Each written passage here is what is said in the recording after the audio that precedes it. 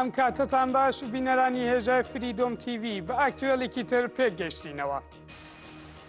لە دەستپێکی ئاکتوێلەکەی ئەمڕۆماندا دەچینە ڕۆژاوای کوردستان و باکووری سووریا هەروەک دەزانن ئێوارەی دوێنێ پاش ڕزگارکردنی شاری تەبقا بەنداوی فۆراتیش بە تەواوەتی لە دەستی چەتەکان ڕزگار کرا و ئۆپراسیۆن بۆ پاکردنەوەی تەقەمەنی بەجێماوی چەتەکان دەستی پێکردووە. لەوبارەوە ڕۆژدا فەڵات یەکێک لە فەرماندەکانی هێزەکانی سووریای دیموکراتی ڕاگەیاند ڕۆژی 21 ئازار ئۆپراسیۆنەکەمان دەست پێ کرد و تاوەکو ئەمڕۆ کە شاری تەبقا و بەنداوی فۆرات ڕزگارکراون دەستکەوتی زۆر گەورەمان بەدەستێناوە. ئێمە لە بەر هەبوونی هاوڵاتیان لە شارەکەدا هەڵمانداوە پەلە نەکەین لە پێشڕەویدا، هەروەها هەوڵیشمانداوە زیان بەر هێزەکانمان و بەر شارەکە نەکەوێت. شەڕوانان مینە چێنراوەکانی چەتەکان پوچەڵ دەکەنەوە و پێشڕەوی دەکەن و ئۆپراسیۆنەکە بەرەو کۆتایی دەچێت. ئۆپراسیۆنی ڕزگارکردنی شاری تەبقا و بەنداوی فۆرات ڕۆژی 21 ئازار دەستی پێکرد و لە 51مین ڕۆژیدا شارەکە و گەورە بەنداوی فۆرات دوای شەڕێکی قورس لە چەتەکان پاکرایەوە.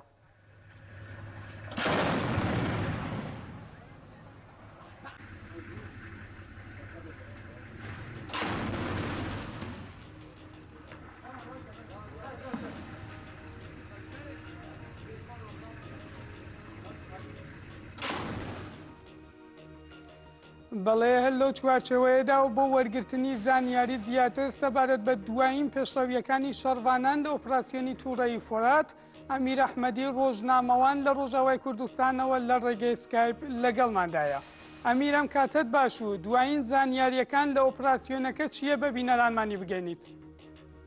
بەڵێ ئەوەم کاتەیە و بینەرانی کەناڵی فریدۆم تیویش باش لە وەکو خۆتان لە دۆسەکەدا ئاماژەتان پێکرد دوێنێ ئێوارە بوو کە ڕزگارکردنی تەواوەتی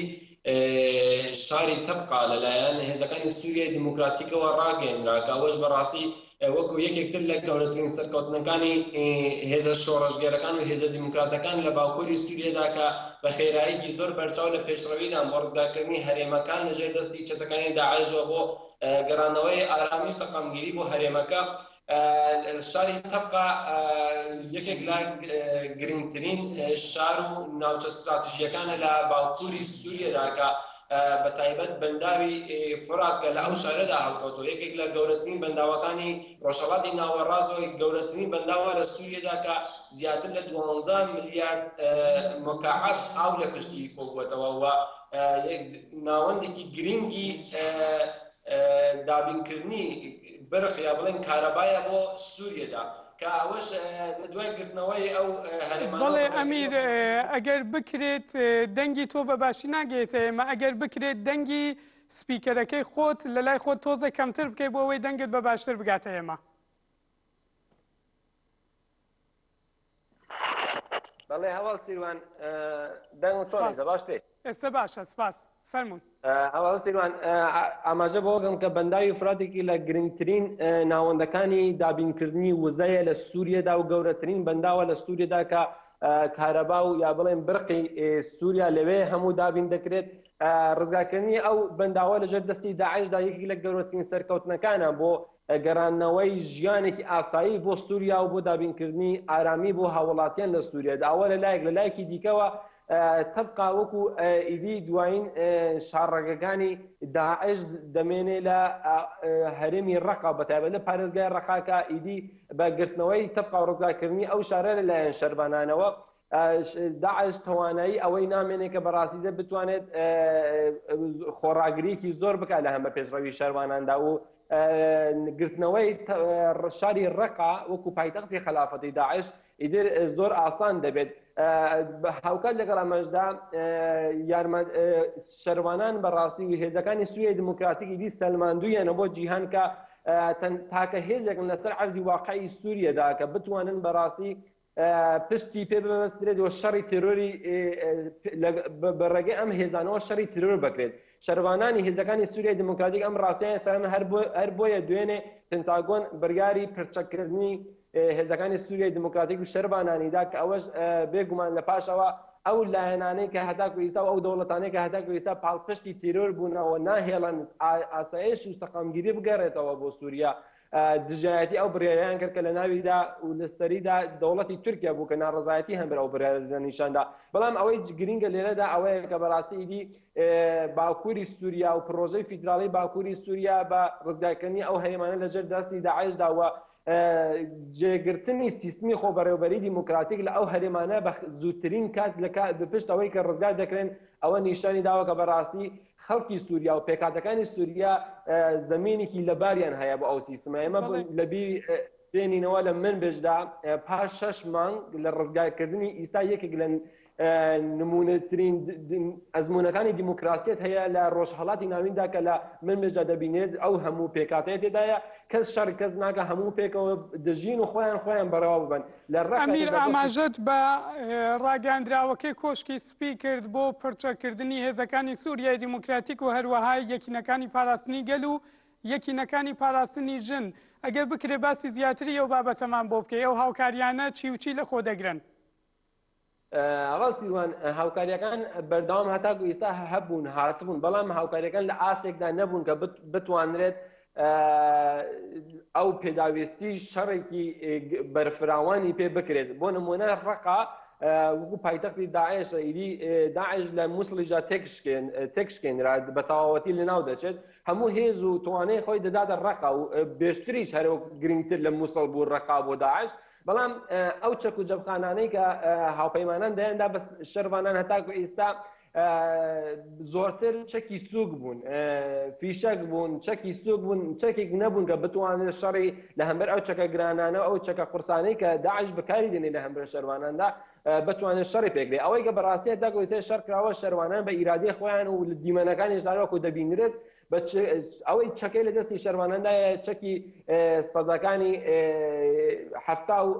شەستن کە کڵاشنکۆف و بیکەیسی و ئەو شتانە نەشەڕی پێ دەکەن. ئەوەی شەروانانی سەرخستووە هەتاکو ئێستا بەڕاستی ئیرادەی ئەوان بووە. بەڵام ئەو چەکانەی کە هاوپەیمانان داویانە لەم دوایانە و کاروانێک لە زرێپۆش هات بۆ شەروانان کە ئەویش بەڕاستی لە ئاستێکی زۆر کەمدا بوو ئەژمارێکی مەحدود و سنووردادا بوو زۆر بوون. بەڵام ئەو بریارێکی ئێستا پێنتاگۆن دەری کردووە پێ دەچێت چەندین کاروانی دیکە وەکو زرێپۆش چونکە ئێستا شەڕی ناوشار دەکرێت شەڕی ناوشار لە هەموو زیاتر پێویستی بە زرێپۆشە هەم بۆ پاراستنی هاوڵاتیان هەم بۆ خێرا پێشڕەوی بۆ ڕزگارکردنی هەرێمەکان. هەر بۆیە پێ دەچێت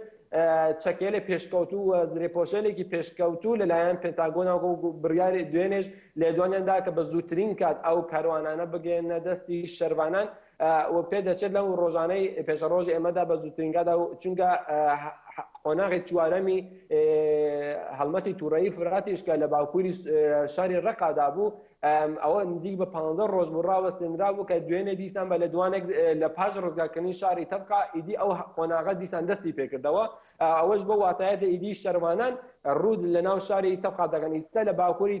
باکووری ڕقا و هەتا ناو شار شەروانان لە فاصلەی 4 کیلومتری شاری تەبقادانەواتە لە چەند ڕۆژێکدا دەتوانن خۆیان بگەێنە ناو شار. زۆر باشە ئەمیر باسی لایەنی سەربازیمان کرد سەر لە ڕووی مەدەنیەوە ئایا هیچ هەوڵێک دەستی پێ کردووە بۆ گەڕانەوەی ئاوارەکانی شاری تەبقا بۆ ناوچە و زێدی خۆیان یان بەگشتی ڕەوشی ئاوارەکانی شاری تەبقا ئێستا چۆنە؟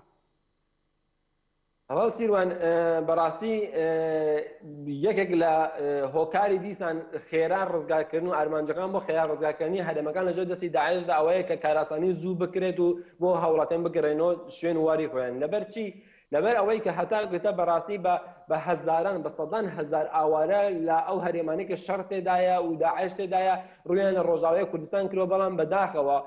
لایەنەکانی مافی مرۆڤی جیهانی و ڕێکخراوە جیهانیەکان خۆیان کەڕ و کێرکێ لە هەمبەر ئاوارەکاندا بەڕاستی کارەساتێکی مرۆڤاتی دەقەومێت لەو جێگانەی کە ئاوارەکان بەجێ کراون لەبەر تینیان لەبەر نەخۆشییان کەمبوونی دەهەوە دەرمان ڕۆژانە منداڵ و بە ساڵاچوو و ژن و گەورە و بووچک گیانیان لە دەستە دەنیان بەڕاستی کارەساتێکی زۆر دڵتەزێنە ڕۆژاوای کوردستان دەرێقی نەکردووە لە گەیاندنی یارمەتیەکانیان بە هاوڵاتیان و بە ئاوارەکاندا بەڵام بەڕاستی زۆربوونی ئاوارەکان و ئەو ئابلۆق ئابوووریانەی کە لەلایەن پارتی دیموکراتی کوردستانی عێراقەوە بەڕۆی ڕۆژاوا و لەلایەن تورکیاوە بەڕۆی ڕۆژاوادا سەپێنراوە ڕێگەی هەموو ڕێگەکان بەڕۆی ڕۆژاوادا داخراون کە دەوا و دەرمان و خودو خوراک و ئەرزاق بگەێنرێ بە ئاوارەکان. ئەوە جوای کردووە شەروانان بە زووترین کات ئەو هەرێمانەی کە ڕزگاری دەکەن زوو لە تەقەمەنی و مین و تەقەمەنی چەتەکان پاک بکرێنەوە بۆ کاراسانی بکرێن هاوڵاتیان بگرێنەوە جێگە واری خۆیان وێرە ئەوەی ئەوە 50 ڕۆژ بوو لە شاری تەبقادا شەڕ هەبوو بەڵام ئەو گەڕەکانەی کە ڕزگار دەکران بە زووترین کات لە مین و پاشماوەی چەتەکان پاک دەکرانەوە و کاراسانی کرا کە هاوڵاتیان بگەڕێنەوە شاری خۆیان ئیستاکە لە ناو شاری تەبقادا لە ئەو سێگەڕەکەی دەروای ئەو سێگەڕەکەی سێ چوار ڕۆژێ ڕابردوو ڕزگار کرا وەکو گەڕەکی ئەوەڵ و تانی و تالت ئەوانی دیکە هەموو هاوڵاتیان تێدا ژیان دەکەن و ژیانی ئاسایی خۆیان بەسەر دەبن و گەڕاونەوە شوێنی واری خۆیان هەروەکو وتم لەبەر کەمبوونی دەرفەت و نەگەیانی یارمەتیەکان شەروانان زووترین کات هاوڵاتیان دەگەڕێنەوە شوێنی واری خۆیان و بەر لە گەڕانەوەی چەند هەموو هەرێمەکان لە چەک و تەقەمەنی چەتەکان پاک دەکەنەوە. بەڵێ سپاس بۆ ئەمیر ئەحمەدی بۆ پێدانی زانیاریەکان لە ڕۆژاوای کوردستانەوە. سپاس بەوە بینەرانیشتن. بەڵێ بینەرانی هێژە هەروەک هاوکارمان ئەمیر ئەحمەدی ڕۆژنامەوان لە ڕۆژاوای کوردستان و ئاماژەی پێدا کۆشکی سپی ڕایگەیاندووە کە هاوکاری زیاتری سەربازی دەگەینێتە یەکینەکانی پاراستنی با بڵێنەوەی زە سەربازیانەی کە لە ڕۆژاوای کوردستانە هەیە یەپەگە و یەپەژە و هەروە هێزەکانی سووریا دیموکراتیک. دوای ئەو بڕیارەش ڕێدوور خەلیل وتەبێژی فەرمی یەکینەکانی پاراستنی گەل ئاماژەی بەوە داوە کە بڕیاری کۆشکی سپی بۆ پڕچەکردنی یەپەگە بە شێوەی فەرمی دراوە ئەگەرچی و بڕیارە کەمێک درەنگ بووە بەڵام ئەو بڕیارە نیشان دەدات کە تێکۆشان و شەڕی یەکینەکان ماندژی تیرۆر لە ئاسی نێودەوڵەتیدا بەرز دەنرخێنرێت. هەروەها ڕێدوو خەلیل ئاماژەی بەوەش داوە ئەم بڕیارە ئەو بانگەشانە ڕەت دەکەنەوە کە ڕۆڵی ئێمەیان لە شەڕی دژی تیرۆردا بەکەم پیشانداوە و پێمان وایە ئەو بڕیارە مێژوویە بۆ ئەوەی هێزەکانمان بتوانن بەهێزتر و کاریگەرتر شەڕی دژە تیرۆر بکەن. وتەبێژەکەی یەپەگا لە کۆتایی لێدوانەکەدا وتویەتی ئێمە ئەو بڕیارە بە ئەرێنی دەنرخێنین و پێمان وایە دەبێتە هۆی ئەوەی کە بە هاوکاری هێزەکانی هاوپەیمانانی نێودەوڵەتی لە ناوچەکەدا تیرۆر خێراتر لە ناو ببین و سووریایەکی ئازاددا بمەزرێنین. تێنە خواستن ئەو تەدبیرانە بێنەگرتن دەرحەقێ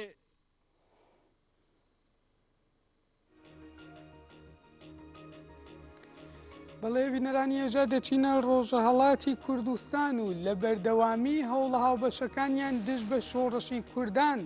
حکوومەتی ئێران پێشوازی لە هەنگاوی تورکیا بۆ دروستکردنی دیوار لەسەر سنوور دەکات و پشتگیری ئەنقەرا دەکات بۆ دیواربەندکردنی سنوورەکانی باکوور و ڕۆژهەڵاتی کوردستان. ئاژانسی ئیرنای ئێرانی لە زاری سەرچاوێک لە وەزارەتی دەرەوە ئێران بەڵاوی کردەوە بابەتی دروستکردنی دیوار لەسەر سنووری نێوان تورکیا و ئێران لەگەڵ ئێمەدا باس کراوە لە دژی نین بەڵام پێویستە لە ئەنجامدانی هەر کارێک ئاگادار بکرینەوە. گوتویشیەتی جێبەجێکردنی ئەم پلانە کاتی دەوێت و بە شێوەیەکی بنەمایی کێشەمان لەگەڵ ئەم پرسەدا نییە کە تورکیا بۆ گرتنەبەری ڕێوەشوێنی ئەمنی لە سنوورە هاوبەشەکان لەسەر بنەمای لە یەک تێگەیشتن کارێکی نوێ ئەنجام بدات. پێشتر ڕۆژنامەی حڕیەتی تورکی لە زاری سەرچاوێکی باڵای ئەنقەرەوە بڵاوی کردبووەوە حکوومەتی تورکیا بڕیاری داوە دیوارێکی جیاکەرەوە لەسەر سنوورەکانی خۆی لەگەڵ کۆماری ئیسلامی ئێران دروست بکات. سەرچاوەکە نێشاردووەتەوە کە مەبەستی ئەو پلانە دژایەتیکردنی شۆڕشی کوردان و چالاکی گەریلاکانە لەو ناوچە سنووریانە. گەرچی بەرپرسەکەی وەزارەتی دەرەوەی ئێران ڕازیبوونی خۆیانی بۆ پرسی قاچاقچێتی لە سنوورەکانی نێوانیان گەڕاندووەتەوە بەڵام چاودێرانی سیاسی دروستکردنیە و دیوارە لە نێوان باکوور و ڕۆژهەڵاتی کوردستان لە بنەڕەت تا بۆ بەرگرتن لە چالاکی گەریلاکان لە هەردوو دێوی سنوور دەگەڕێنەوە و بە ڕێکەوتنی نێوان تاران و ئەنقارای لە قەڵەم دەدەن. ڕۆژنامە تورکیەکە هەر لەم بارەوە لە زاری سەرچاوەکەەوە بەڵاوی کردبووەوە دیوارەکە بە درێژایی 70 کیلومتر دەکەوێتە سنووری پارێزگای ئاگری و ئیغدیر لە باکووری کوردستان کە هاوسنووری پارێزگای ورمی ڕۆژهەڵاتی کوردستانە. شایانی باسە بە پێو ڕاپۆرتە ڕۆژنامەوانیانە لە ڕابردوودا بڵاوکراونەتەوە لە نێوان هەردوو وڵاتدا ڕێکەوتنی بەرەنگاربوونەوەی ئۆپۆزیسیۆنی هەردوو لایەن واژوو کراوە. تا ئێستا تورکیا و ئێران چەندین جار ئۆپەراسیۆنی هاوبەشیان لە سنوورەکانیان دژ بە گەریلاکان ئەنجامدا و بەرهەڵەستکارانی یەکتریان ڕادەستی یەک کردووەتەوە. شایانی باسە هاوکات لەگەڵ دەستپێکردنی شۆڕشی ڕۆژاوای کوردستان تورکیا بۆ دژایەتیکردنی دەستکەوتەکانی گەلی کورد دەستی بەدانانی دیوار و هەڵکەندنی خەندەق کردووە.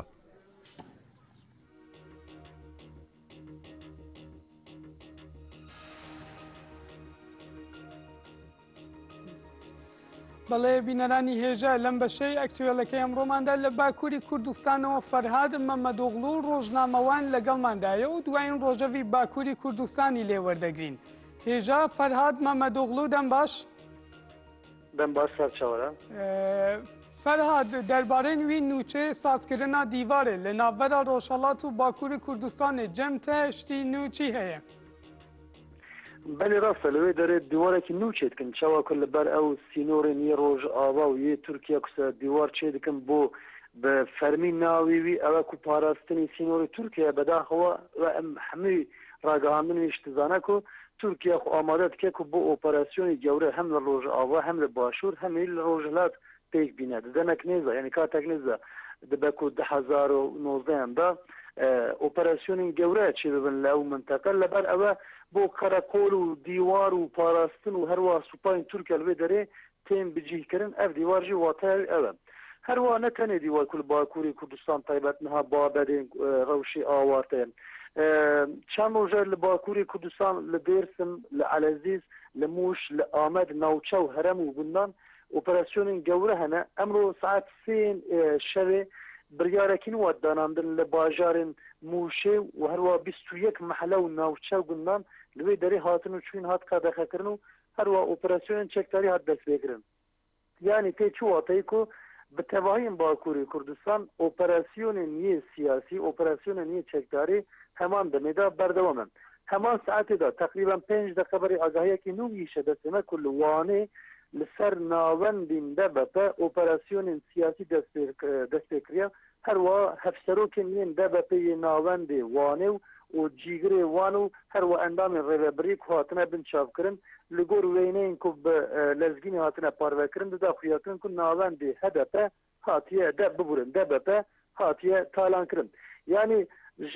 لە ئالیەکی کو سینۆر تێچێکردن دیوار تێچێکردن لە ئالیەکی لە مەحەلە و گوند و ناوچیان کو ئۆپەراسیۆنین چەکداری دەست پێ دکن و هەروە ژیانی وەلاتین سویل تێ ئاسانکردن لە ئالیەکی دن ئۆپەراسیۆنین سیاسی یعنی جیگر و هەفسەرۆک و هەروە ڕێوەبرن یە سیاسی تێن بن چاپکردن و زندانکردن یعنی ئەف بریارên ku حکوومەتی AKP لە پێشتر بوو باکووری کوردستاندا بوو 2 ساڵە بەردەوام بکەن ئێستایش ئەو بریارên یê herî dawî li navberên yê siyasî û هەروە heremîk û coğrafîk tê berdewam kirin yani ew dîwarên ku rojlat tê çêkirin niha demek nêza dida xuyakirin ku ne tenê li rojhilatê yani li rojava jî 900 kilometre ku dîwar bi 3 metre bilindî û herwa her blokekî ku 3 ton tê çêkirin armancî wî ne ku kesekî em bijin deştiyar biçew bê kesekî penaber biçew bê armancî ew e kul wê derê heger operasyonekî çekdarî çibe operasyonekî şerekî dijwar çê bibe Ferhad lê derê belê Ferhad amajet be destbeserkirdin û binçavkirinî hawserokên DBP'yê Wanê kir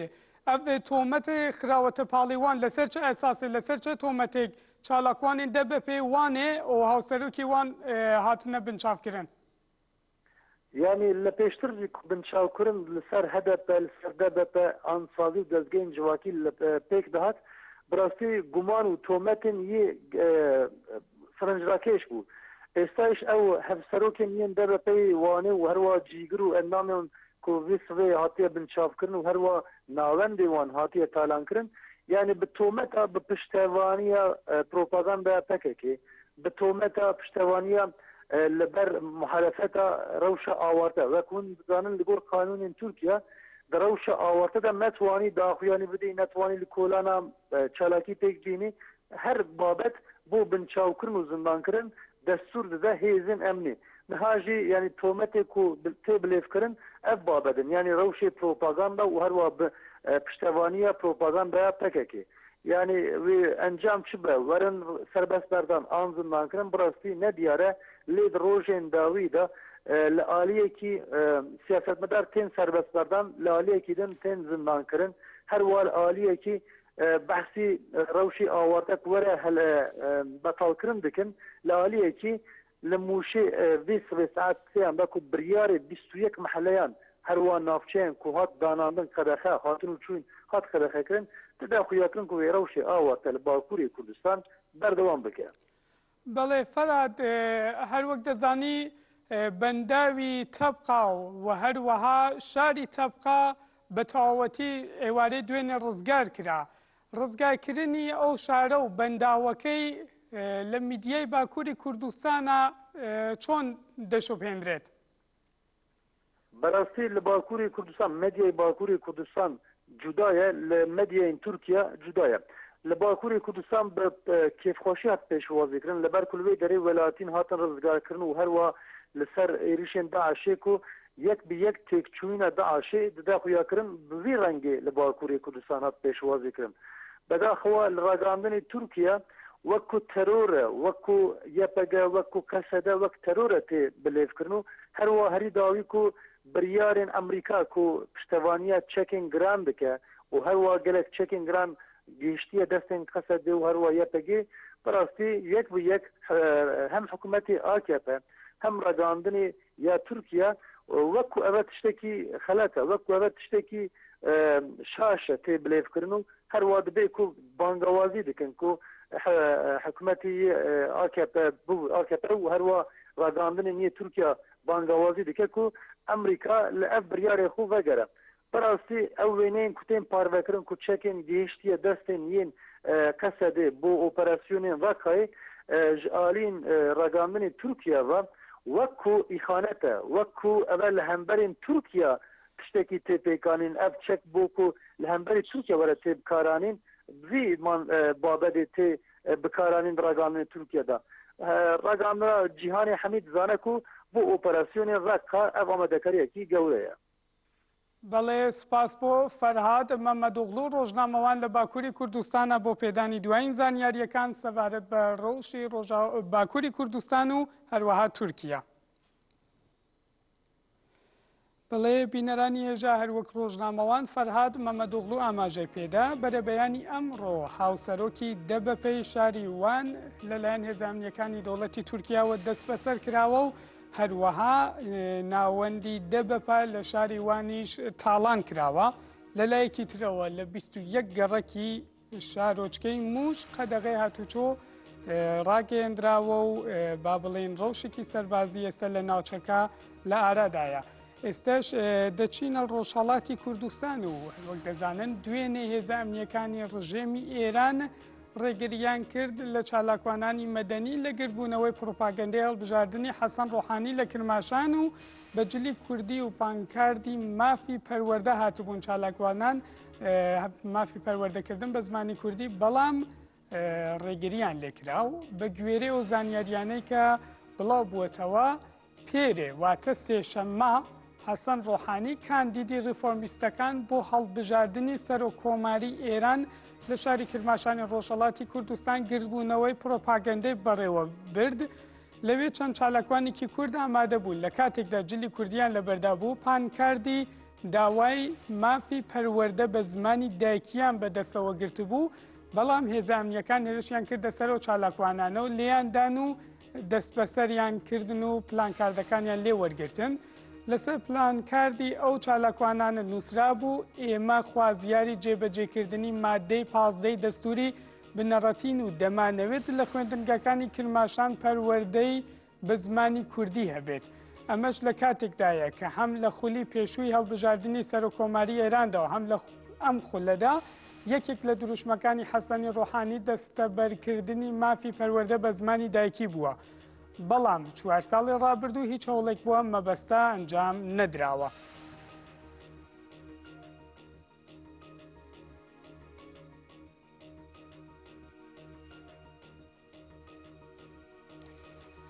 بەڵێ بینەرانی هێژە ئێستاش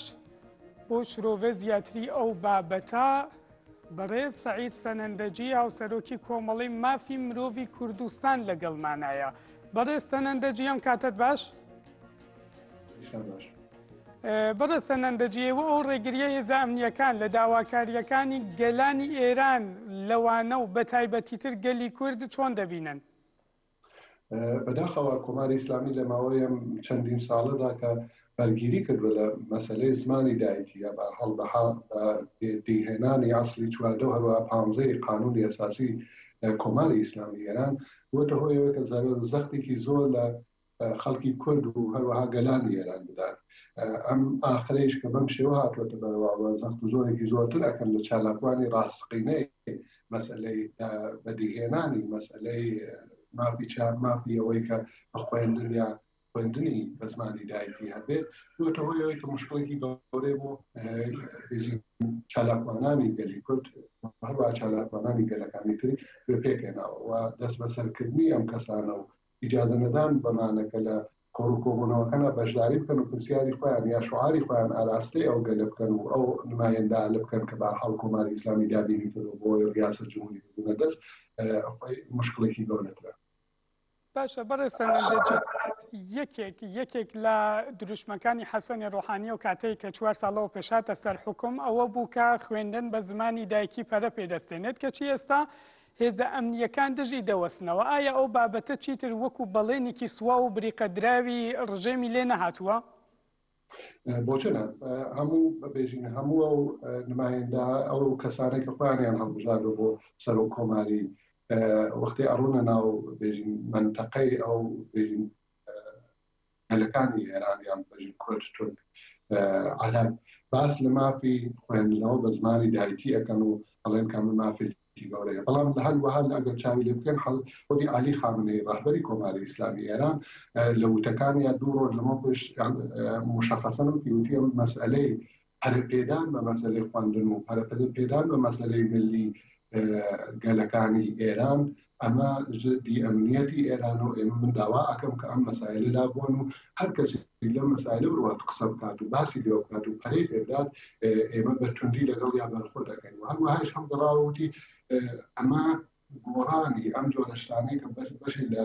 ئەو کەسانەی کە بۆ انتخابات پایانیان دابین کردووە یا بۆ کۆماری ئیسلامی دابینی کردووە قسە لەمانە ئەکەن ئەمانە بە شێوازی گۆڕانی سیستمە هەڵسوکەوت لە ناو سیستمە هەڵسوکەوت گۆڕانی سیستم لە بینبردنی سیستمەوە ئێمە هەڕەشەیەکی توندی هەر بەم شێوە لەو کەسانەی کە لەم بابات باسە لاکەن و نەیهێشت بکەم پێم وابێت لە ئایندەدا ئەوەندە لەم بەحسە لەلایەن ئەو کەسانەی کە وەکو سەر و کۆماری ئیسلامی خۆیانیان دابین کردووە پێم وابێت کەم ئەوێتەوە یا هەر باسی دۆنێت. بەڵێ بەڕێستەنەندەجی لەو چوارچێوەیەدا و لەم بارودۆخەدا گەل چۆن دەتوانن لە ڕێگەی شۆڕاکانەوە لە ڕێگەی ڕێکخراوەکانی خۆیانەوە بەڕێخستنکردنی خۆیان دەتوانن گوشار بخەنە سەر دەسەڵات بۆ جێبەجێکردنی ئەو داواکاریانەیان کە سەردەمێک بەڵێنی دەسەڵات خۆی بووە. کۆماری ئیسلامی لە نەزەر قانونیەوە گە باسی لێ پێ زۆر قانونی تێدایە کە شاید بە شێوازێک نزیک بێ لە دموکراسی ناوەی دموکراسی تەکرارێکەوە نزیک بێ لە دموکراسی بەڵام کۆماری ئیسلامی لە هەڵسوکەوتەکانیان دموکراسیانە ڕەفتار ناکە ئەمە لە نەزەر خودی کۆماری ئیسلامیە لەلایەن خەڵکمانە و گەلەکەمانەوە کە چۆن بە شێوازی شۆرایی و بە شێوازی بۆ ڕێخستنتان لەم کارە بکەن بە خۆشحاڵی وەتانی بێژنم کارە لە مێژەوە ئەم کارە کراوە بۆ گەلی کورد باوەی بە زمانی کوردی تەنیا لە دانشگاکان هەیە و دانشگاکان هەموو کەس ناڕواتە دانشگاکان زۆربەی گەلی کورد لە ڕۆژهەڵاتە بە خوێندنی بە زمانی کوردی ئەزان و فێربوون و کلاسی ئامۆزشی دانراوە و خەڵک خۆیان ئەبوون بە خۆشحاڵی خۆیان ئەو کاراکەن و زمانی خوانی کرد. بەڵام ئەوەی کە ئەمە بێ بە قانونی بە باوەڕی من مەسئولیەتێکە لە سەر هەموو ئەوانەی کە بەرحاڵ لە ناو خۆی ڕۆژهەڵاتە ئیسر لە نزیکی کۆماری ئیسلامی بەرحاڵ لەگەڵ کۆماری ئیسلامی هاوکاریەکەن وەکو هەر ئینسانێکی شەرافەتمەند بەرحاڵ لە مافی خۆیان مافی ئەوەی کە منداڵی ئەوان خۆیان خزم و کەسی ئەوان هاوشاری ئەوان مافی ئەوەی بێ بە زمانی دایکی خۆیان قسە بکەن. ساڵی 2017 لە هیچ وڵاتێکی جیهانە بەرگری لەوە ناکرێت کە تۆ بە زمانی دایکی خۆت قسە بکەی بەغێرە لە ئێران نەبێت. لە ئێرانی دیکتاتوریدا مافی ئەو منداڵانەی کە لەدایک ئەبن بێ ئەوەی گوناحێکیان کردوێ هەر لەبەر خاترەوەی لە ناو گەلێکی ترا لە بەشێکی لە گەلێکی ترا بەغێرە سپارت لەدایک ئەوەن مافیان ئەفەوتێت و حەقیان نیە بەو زمانەی دایکی خۆیان قسە بکەن. من بۆ نمونە خۆمان هەمومان ئێمەوانەی کە لە ڕۆژهەڵات و هاتووی هەمومان تا حدێک ئەوە ئەناسینەوە کە چۆن مثلەن بە زۆر لە منداڵی و هەروە فێرمانیانەکەن کە زمانی فارسی قسە بکەین لە کاتێک ئەیە کەلیمەشمان حاڵی نەبوو و بە کوتەک و لێدان و شەڕ و ئاژاوە تا فێری زمانی فارسیمان کرد. ئەمەی لە ساڵی 2017 بە باوەڕی من هەر ئینسانێکی شەراپەتمان هەر ئینسانێکە ڕێزەیەک وجودی ئینسانی تێدا دەشێت ئەوە تێبخۆشێک کە منداڵان ئەبەم شێوان پێدا نەچێتەوە ئێمال کە خۆمان نەسڵێکی پێشنەوان و ئەم داوەڵایەنە بەچەبارە. بەڵێ بەڕێ سەنەندەجی ئایا داواکاریەکانی گەلی کورد لە ڕۆژهەڵاتی کوردستان لە چوارچێوەی خوێندن بە زمانی دایکی خۆی دەبینێتەوە یان داواکاریەکان لەوە زیاترە و بۆ گەیشتنی خەڵک بەو داواکاریانە وەکو ڕێکخستن خەڵک ئەتوانن چی بکەن خۆیان لە ناوەوە؟ ڕێخستن مەسلەی ئاسڵیە. ڕێخستنی گەل کاتێک گەل خۆی بتانێ ڕێکخات هیچ حکوومەتی ناتانێت لە بەرامبەر بکەسێتەوە. هەر حکوومەتێکی دیکتاتۆر بە ڕێخستنی لە ڕێخستنی گەل ئەتەسێەوە. یەکێک لە مشکلاتی کۆماری ئیسلامی کە نایڵێ مەسلەی زمانی دایکی یا مەسایلێک ئابۆ زۆرە کولتوریە بێتە ئاراوە هەینەوەی کە ئەو خەڵکا گەرتانن زمانی دایکی دەرسی زمانی دایکی بکەن ڕێخستنێ لە ناوخۆیانە دروستەکەن کۆبوونەوەی لە ناوخۆیانە دروستەکەن بەیەکەوە وەسڵ ئەبن. ئەمە کۆماری ئیسلامی بەرگیری لەمە ئەکا لەبەر خاتۆی کە نێڵی ئەم خەڵکە بێت بەیەکۆتانن تەسمیم بدەن بەیەکۆ ڕێخستنی دروستکەنەوە لە بەرابەر ئەو زۆر مستەمە بێسن. مەسئلەی زمانی دایکیش تەنیا داخوازی گەلی کورد نییە، داخوازیەکانی گەلی کورد دموکراسی بوونە، مەسئلەی بێکاریە، مەسئلەی هەژاریە، مەسئلەی جیاواز چاوپێکەوتن لەلایەن حکوومەت وێڵان 27 ساڵ حکوومەتی کۆماری ئیسلامی گوزەراوە یەک دانە وەستانداری کوردمان ئێمە نییە. ئێمە یەک دانە کارمەندی سپارەتمان هەیە ئەوی لە وڵاتی مالێزیا تەنیا یەک دانە کورد کە باوجودەوە ئێمە حدود 20% ئەو خەڵکەین لە تەواوی ئێرانە یەک دانە کارمەندی یەک دانە سپارەتمان لە وەزارەت لە سپارەتێکی لە مالێزیا هەیە. هیچ لە هیچ دەسەڵاتێکی ئێرانە یەک دانە کورد دەسەڵاتێکی نییە. هەموو ئەو کەسانەی کە حتا سەردانکاری کۆماری ئیسلامی ئیجازەیان پێ نادرێت کە حتا وەکو وەستانداری یا وەکو فەرمانداری لەوێ حکم بکەن و ئەڕەن لە وڵات لە شارەکانی ترۆ لە بێژین فارسەکان یا هەڵەوانەیە کە سەر بە ئەوان لە ناو نەتەوەکانی کەسمان بۆ هەڵەبژێن و لە سەڵاتداریمان دەکەن. ئەمە شتانێک کە بەرحەڵ کۆماری ئیسلامی بەسەری گەلی کورد دای سەپاندنەوە گەلی کورد خۆی بتانێمان لەمانە خۆی ڕزگار. بەڵێ سپاس بۆ سعید سەنەندەجی هاوسەرۆکی کۆمەڵی مافی مرۆڤی کوردستان بۆ بەشداریکردنت لە ئاکتوێلی ئەم بەیانیەی فریدۆم تیڤیدا. سپاس بۆ بەڕێستە. بەڵێ بینەرانی هێژا لە تەوەرێکی تری ئاکتوێلەکەی ئەم بەیانیەماندا دەچینە باشووری کوردستان و ڕێکخراوی ژنانی گەنجی تێکۆشەر بەیاننامەیەکی بۆ ڕایگشتی لەسەر کوشتنی ژنێک لە هەڵەبجە بڵاو کردوتەوە ئاماژەی بۆ ئەوە کردووەکە هەڵوێستیان دەبێت و بێدەنگ نامێنن لە بەرامبەر ژنکوژیدا. ڕێکخراوی ژنانی گەنجی تێکۆشەر لە بەیاننامەکەدا ئاماژەی بۆ ئەوە کردووە لە ڕۆژی ئەمڕۆدا بەڕادەیەکی بەرز خەیانەت لە بەرامبەر ڕاستینەی مێژووی ژن دەکرێت و ڕۆژانە ژنان ڕوبەڕووی کوشتن دەستڕێژی هەروەها توندوتیژی دەرونی و فیزیکی دەکرێنەوە بەڕادەیەک کە هەندێک جار مەجبوری خۆکوشتن دەکرێن. دەستنیشانیشی کردووە کە هیچ یاسایەک نییە کە پاڵپشتی لە مافی ژنان بکات. بە واتایەکی تر زۆر جار یاسا پاڵپشتە بۆ ئەنجامدانی توندوتیژی دژی ژنان. لەم دوایانەشدا ڕووداوی کوشتنی ژنان هەرکە دەچێت ڕوو لە زیادبوون دەکات و بەرەو کارەسات دەچێت.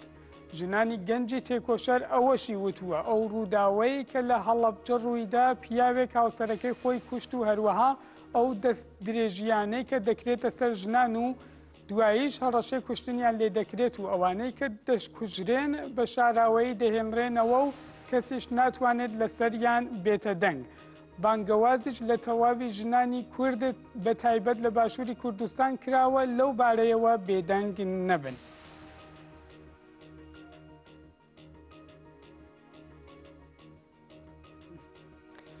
بەڵێ بینەرانی هێژا ئێستاش هەر لە باشووری کوردستانەوە لە ڕێگەی تەلەفۆنەوە سۆما پێنجوێنی ئەندامی ڕێکخراوی ژنانی گەنجی تێکۆشەر لەگەڵماندایە. بەڕێ سۆما پێنجوێنی ئەم کاتت باش. هەموو کاتێکتان باش زۆر سپاس.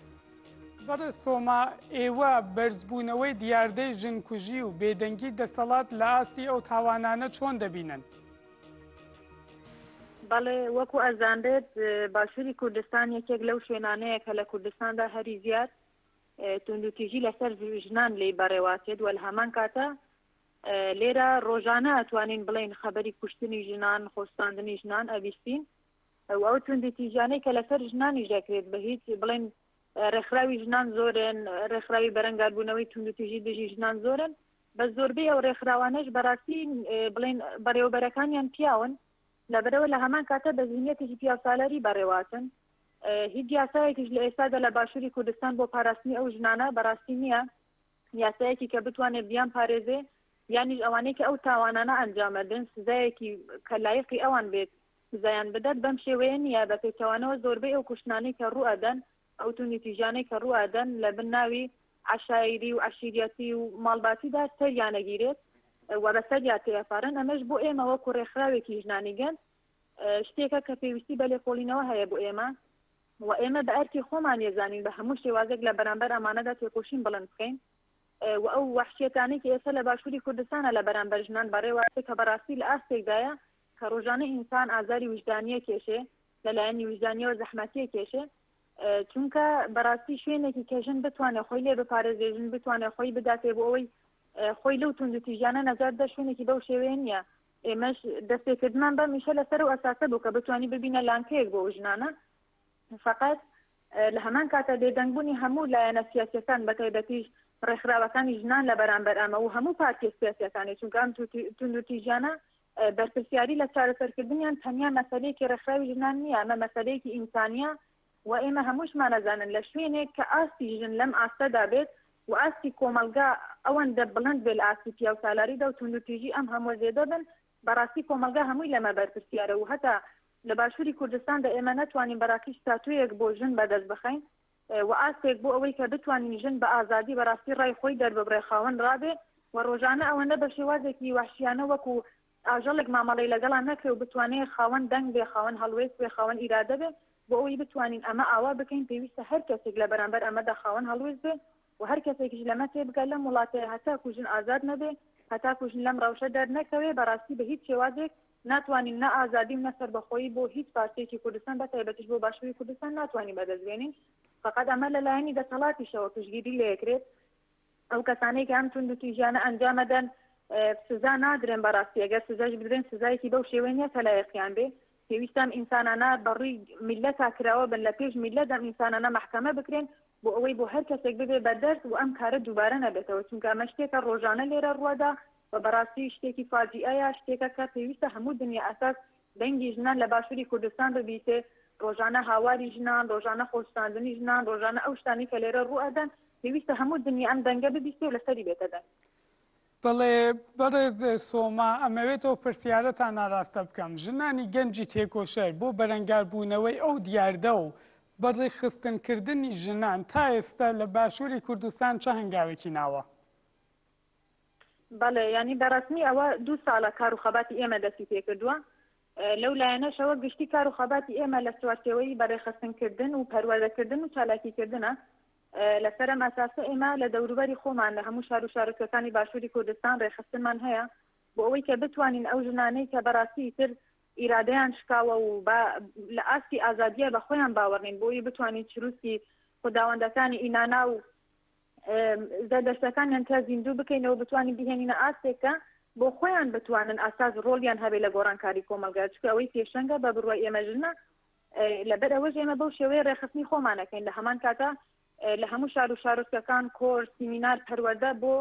ژنانی گەنجیش و لە هەمان کاتە بۆ پیاوانی ژەدەین بۆی بتوانین ڕاستینەی ژن مێژووی ژن و ئەو ڕاستینەی کە ئێستا ژن تیایدا ئاژیبی دەینە ناسکردن و بتوانین لە ئینسانەکان لە کۆمەلگای خۆماندا زانەبوونێکی بەو شێوە دروست بکەین کە بەڕاستی ئەو توندوتیژانەی کە هەندکان ببنەوەی تر هاتووەتە ئاستێک لەی دەسە ئەگاتە ئاستی ئەو توندوتیژانەی لە بەرامبەر ژن لە ئەفریقیا کرێن لە ئاستێکی بەم شێوەیە لەبەر ئێمەش وەکو ڕێکخراوی ژنانی گەنج خۆمان لە بەرامبەر ئەمە بەرپرسیارە بینین و لەمە و بەدواش ئەگەر ئەمە لە ئاستی گشتیدا چارەسەریەکی ڕاستتر و دروستری بۆ نەدۆزێتەوە ئێمە بە هەموو ڕێوڕێبازێک بۆ چارەسەرکردن بۆ بنەبەرکردنی ئەم مەسەلانە بە چ شێوازێک پێویست بێ لەلایەنی سیاسیەوە پێویست بێ لەلایەنی ڕێخستنیەوە پێویست بێ لەلایەنی پەروەردەییەوە پێویست بێ لەلایەنی پاراستنی ڕەواوە پێویست بێ لە کام لایەنەوە پێویست ئێمە خاوەن ڕۆڵ بین و بۆ چارەسەرکردنی ئەم کێشە ئێمە ئەتوانین هەموو ڕستێکیش بدەینە بەرچاوی خۆمان چونکە بەڕاستی ئەگەر ئەمە چارەسەر نەکرێت لە دەمی پێشدا لەوانەیە خەتەری زۆر گەورە بۆ باشووری کوردستان پەیدا بدە لە ئاستێکا پێیتر دەست بەکڕین و فرۆشتنی ژنان بکرێت لە ئاستێکی بەو شێوەدای ئێستا چونکە خاوەنداریکردن لە هیچ ژنێک نییە و تەنیا بە شێوازێکی نامۆس سیرکردن هەیە بۆ نامۆسێکی کە بەڕاستی ئەگەر وەکم نامۆسی سەیریکێ پێویستە تۆ ئەو ناموسەی خۆت بپارێزی بەڵام لەم ئاستەدا بیلە نییە هەم وەک ناموسی بینێ هەم نایپارێزە ئەی کوژێ تەجاوزیەکە لەی ئەدات ئەو کاتەکەوا بێت پێویستە ئێمە ناموسی ڕاستەقینەی کۆمەلگا چیە ناموسی ڕاستەقینەی ئینسانەکان چیە پێویستە ئەمە بدرێتە فامکرد ئەمەش لە ڕێی پەروەردە و شێرکردنی کۆمەلگاوا بێ ئێمەش لەسەر و ئاساسە کار و خەبات و چالاکیمان بە هەموو شێوازێک هەیە. بەڵێ سپاس بۆ سۆما پێنجوێنی ئەندامی ڕێکخراوی ژنانی گەنجی تێکۆشەر لە باشووری کوردستانەوە. زۆر مەمنون دەستان خۆش. بەڵێ بینەرانی هێژە لە دوایین بەشی ئەکچوەلەکەی ئەمڕۆماندا ئەمەوێتان پێڕابگەینم کە بە دەستپێشخەری ئەنیستیتۆی کوردی لە سوید لە ڕۆژەکانی 13 و 23 مانگ لە شارەکانی ستۆکۆڵم، ئۆپسالا و یەڤلەی سوید فیستیڤاڵی زمانی کوردی بەڕێوە دەچێت. سەبارەت بۆ بابەتە سەرۆکی ئەنیستیتۆی کورد لە سوید کامەران سمۆ لە میانە لێدوانێکەوە بۆ تەلەڤیزیۆنەکەمان باسی چۆنیەتی بەڕێوەچوونی ئەو فیستیڤاڵی کردووە پێکەوە و لێدوانە دەبینین و دەگەڕم وڵاتە. کنگرا نەتەویا کوردستانê cejna zimanê Kurdî 13, 14, 15 mehê kire weka rojê cejna zimanê Kurdî. Roja 13 mehê vê heyvê li Stockholmê destpêka ewlî 13 mehê em dikin weke festîvalekî diva festîvalê me de şano bi Kurdî, müzika Kurdî, helbesta Kurdî, gotarê Kurdî û semînerê werne pêşkêş kirin. Piştî Stockholm me temam kir dîsa li Swêd li Opsala em ê bikin. Di meha dahatû de yanî di meha xezîranê de jî li Yevla em ê vê berdewam bikin û heta serê salê li hemû welatê İskandinavya em ê va rêza semîner, konferans li dar bêxin û pirtûka li zarokê xwe belav bikin. Vê münasebetê gazî dikim got hemû welat Parîs, hemû Kurd, hemû kesê got zarokê xwe hez dikin û dixwazin got zarokê wa zimanê xwe winda neke di va festîvalê me de beşdar bibin û werin pirtûka zarokê xwe re bibin. Vê hatina we em pevra em ê hem festîvalê xwe pêş bixin û hem em ê cejnê xwe weke timamê miletê dinyayê got cejnê xwe afirandin em vê cejnê jî bafirênin û bikine cejneke netewî got sereserê cîhanê dinyayê pê bihsênîn got ev cejn cejneke Kurdiye cejna zimanê Kurdiya. Di vê rojê de bi beşdarbûna we ev cejn dibe cejn û xweş dibe. Em li benda we ne. بەڵێ بینەرانی هێژە بە یارمەتی هاوکارانم ئەکتوەلێکی ترمان پێشکەش کردن لە هەر کوێیەکان نەشاد و بەختەوەر بن.